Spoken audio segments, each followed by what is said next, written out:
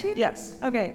Great. So, yeah, I'll do my best. Thank you all so much for coming out tonight. It is so exciting to come here to Lexington, Kentucky, and see the movement against genocide. It's just going so strong. It's really a great sign of hope, I think, for the whole country. And we will be spreading word that Lexington, Kentucky is leading the charge right here on the campuses of this city. So congratulations.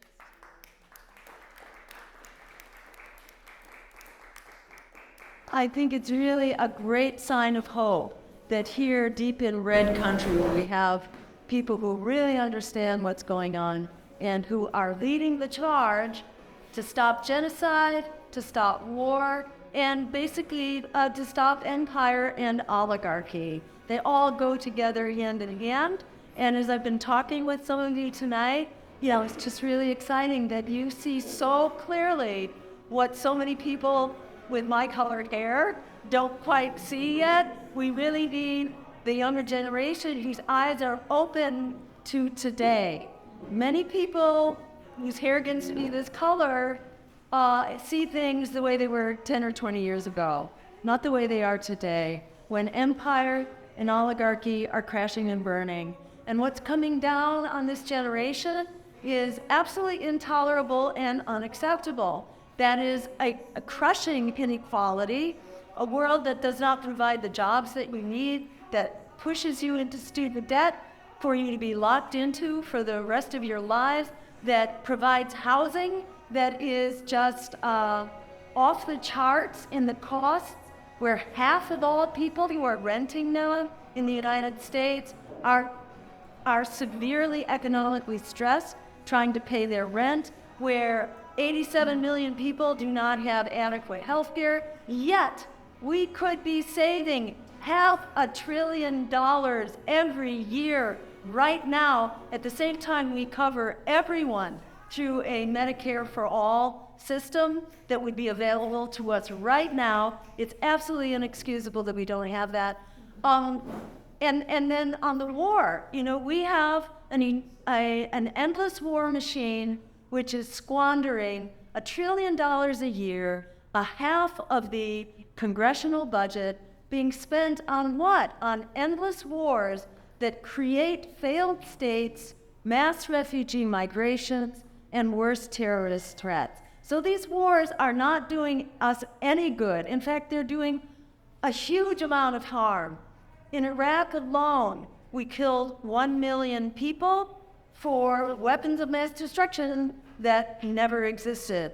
And then in the follow-on to the Iraq War, about 6 million people were killed. And that's according to the Brown University Cost of War Project, which is not some radical think tank. It's very conservative, academic institution. So this war machine does not serve us, and what's going on in Gaza is really the tip of the iceberg of a very terrible imperial approach to foreign policy.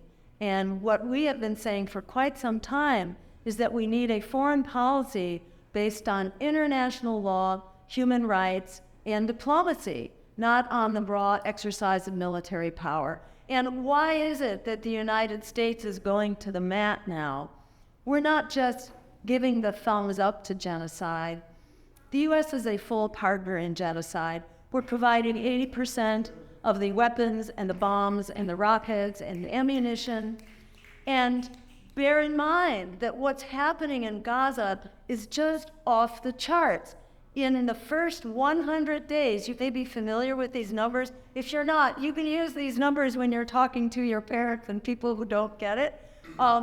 In the first 100 days, we dropped 30,000 bombs and missiles, which is the number that was dropped in Iraq, a way larger geography, over 6 years. 6 years. Actually, let me take that back. It's many times more than we dropped. I think it's like 8 times more than what we dropped in 6 years in Iraq. It's just staggering. They have made a complete catastrophe, a parking lot out of the infrastructure, and they've been driving people from the north to the south. This has been a calculated exercise in ethnic cleansing, which really began with the founding of the State of Israel in the Zionist vision. And as a Jew myself, I want to say what I've heard other Orthodox rabbis, the extreme Orthodox rabbis say, the ones that have the big hats and the curls, the extremely traditional rabbis, they're saying that Zionism is actually anti-Jewish. Zionism violates basic tenets of Judaism. And when my friend who was interviewing this rabbi said, well, in what way do they do that? And they said, well, they violate two of the most basic commandments. Thou shalt not steal and thou shalt not kill. So when people say it's anti-Semitic to oppose genocide, I say that is the most anti-Semitic thing you can possibly say. That it is a Jewish thing to support genocide? I'm sorry, no, it's not. That's Zionism that's conducting this. It's not Judaism. And that's what our Islamic friends say as well, who are being so, gracious and high principled in building a large coalition here of people who support peace and human rights and international law. And the last comment I'll make here, I'd say two more. So one is that what's going on in Gaza matters for all of us, not just because it's a horrific violation of human rights, but because Gaza is the complete destruction of international law, aside from the lives of Palestinians. It's the destruction of international law and human rights. And if we allow the torture and murder of children to become normalized in Gaza, we're allowing it to become normalized anywhere. And as Gaza goes, we can all go. I want to say that Israelis are also in the target here because Israel is making itself a pariah among nations and is incurring the hostility of its neighbors. The progress it had made in the last decade or two is all just, shot to smithereens right now. So Israel is in a very dangerous position. All the people of the Middle East are at risk. Joe Biden is using this as an opportunity to expand war. That $17 billion that they're trying to get out of Congress now is not just to destroy Gaza, it's also to expand the war, which is so dangerous. The U.S. is now bombing 4 countries, Iraq, Lebanon, Yemen, Syria, and Yemen. 4 countries that we are actively bombing right now, and we are bombing Iranian targets. Not yet Iran, but we're definitely antagonizing Iran by bombing Iranian targets. Iran now has a mutual military agreement with Russia. So we are really playing with fire here.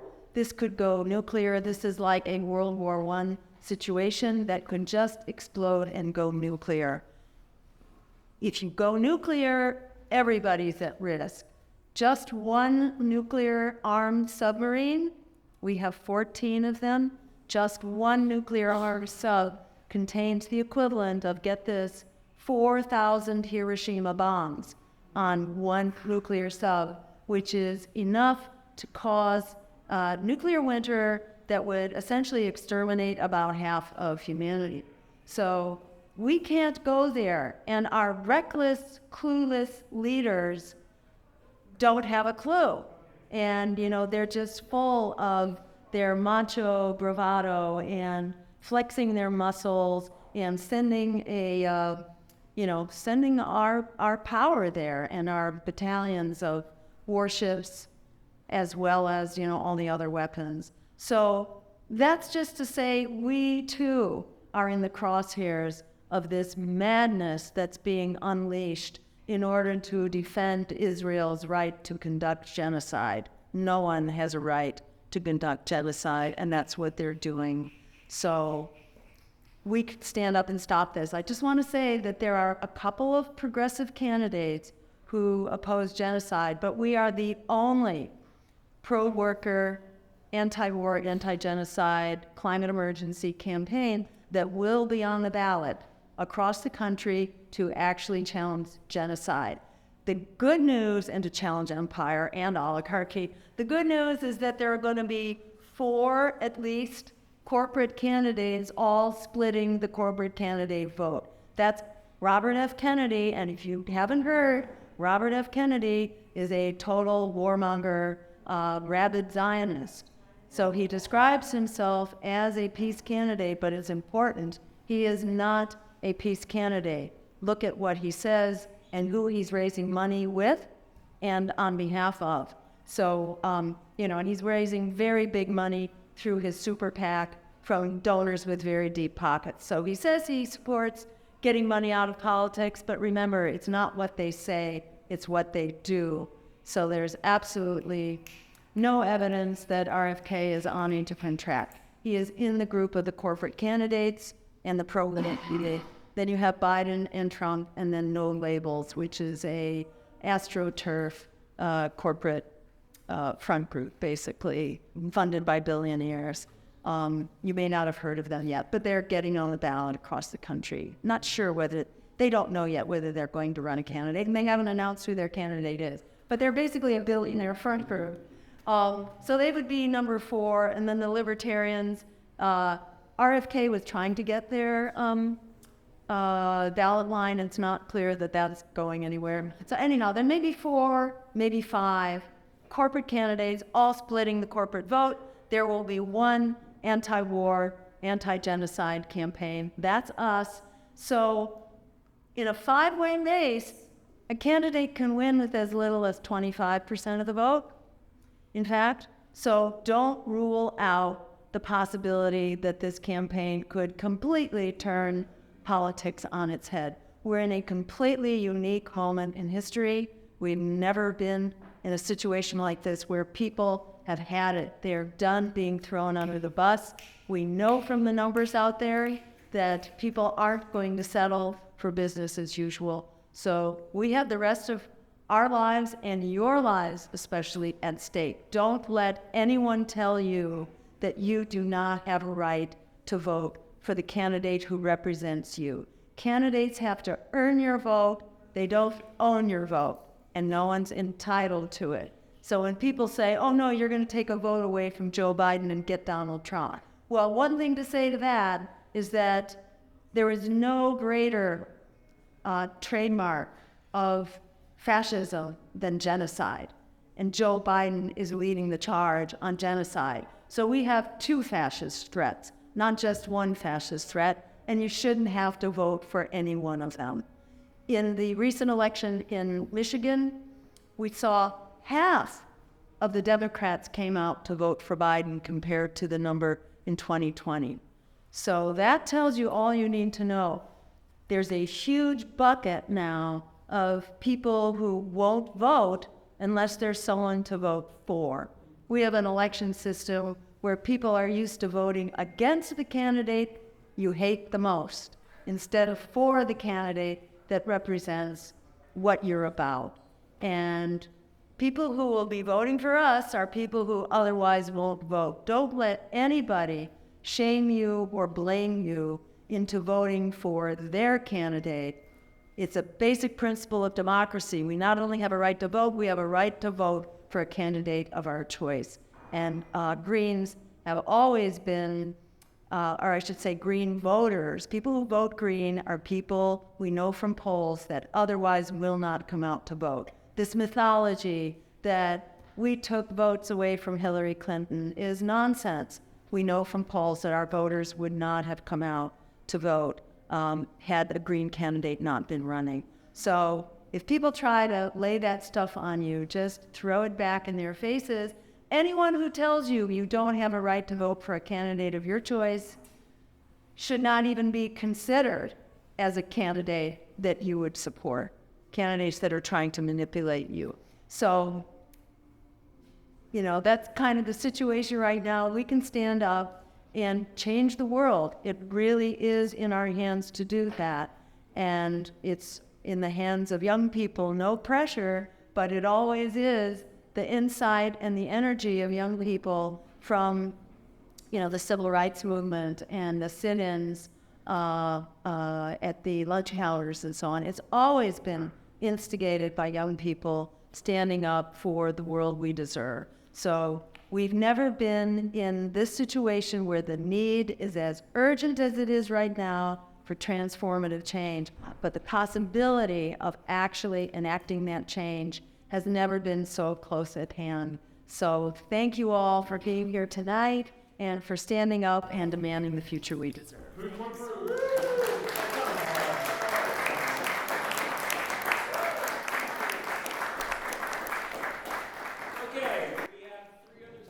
Coalition candidates in the room. Who wants to go next? Michael, Sean? Sean is next. My friend Tristan just left, and I really wanted him to see Well then, he'll be back. He'll be back. Thank you very much, Ms. Stein, by the way. Thank you very much. I apologize for our friend. He's a Kentuckian.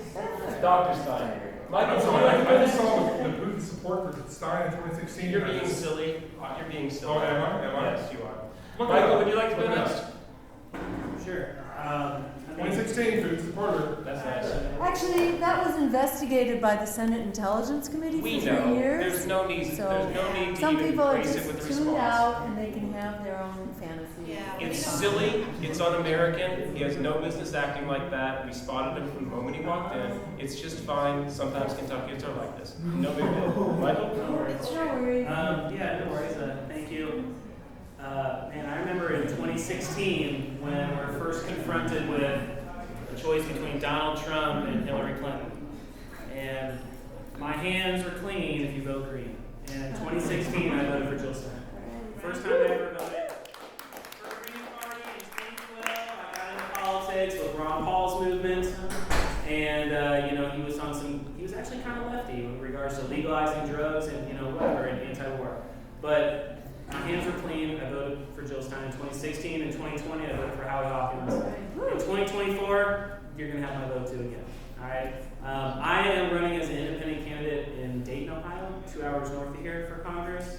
Running as an independent candidate and not as a Green Party or a Democrat because I kind of